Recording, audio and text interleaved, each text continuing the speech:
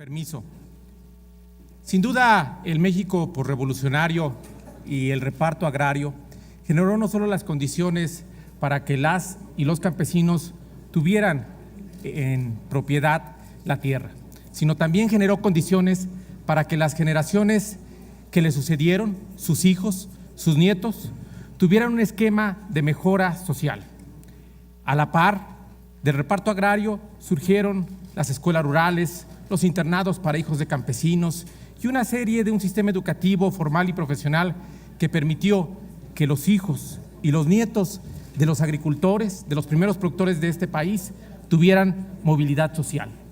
Una movilidad social que se reflejó en un gran número de profesionistas, una movilidad social que se reflejó en un mayor empleo en las ciudades, una movilidad social que también hay que reconocerlo, no está presente desde hace varias décadas en este país. Baste señalar que la probabilidad de que alguien que nace en los deciles de menores ingresos, la probabilidad de que se quede en esos deciles de menores ingresos es superior al 80%. ¿Y esto qué ha significado? Esto ha significado que la movilidad social ya no sea una esperanza, o al menos no sea una esperanza en el sector más lastimado en estas últimas décadas, el sector del campo. Y ha significado también que la población vaya envejeciendo conforme transcurre el tiempo.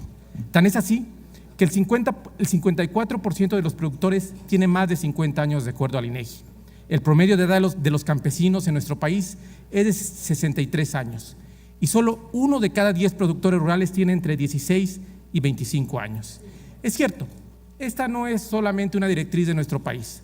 En la Unión Europea ven que también se van cada vez más avejentando los productores. Sin embargo, ahí, por ejemplo, el 2% de los fondos de política agrícola común son para apoyar la incorporación de los jóvenes.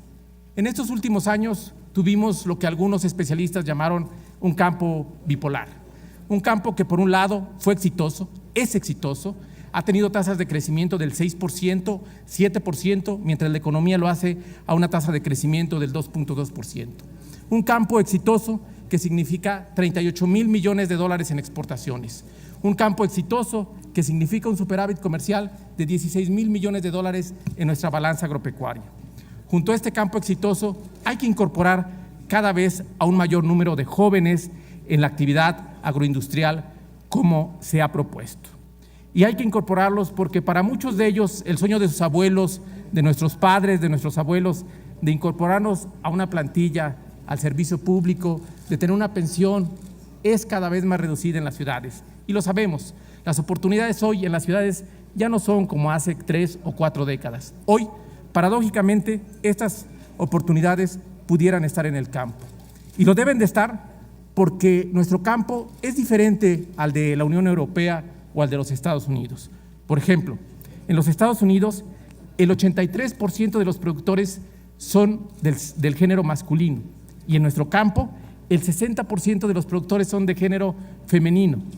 Por ejemplo, también, en nuestro campo, la persona de edad de entre 70 y 78 años, el 50% es productiva, a diferencia de la zona urbana, donde solamente lo es el 20%. Es decir, en el campo, las generaciones mayores son más productivas en un porcentaje que duplica a las zonas urbanas. Por ello, es que les invito a sumarse a este punto de acuerdo, porque vimos hace poco cómo la Zagarpa hizo una cumbre juvenil de negocios en donde más de 1,200 jóvenes productores pusieron ideas, proyectos y también recursos. ¿Para qué? Para arraigarse en sus estados. Que este esquema que hizo la Zagarpa y fundaciones privadas se repita en cada uno de los estados.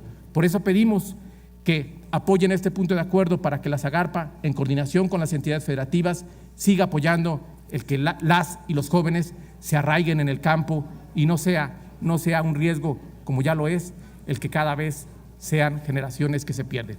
Muchísimas gracias a todas y a todos por el apoyo a este punto de acuerdo.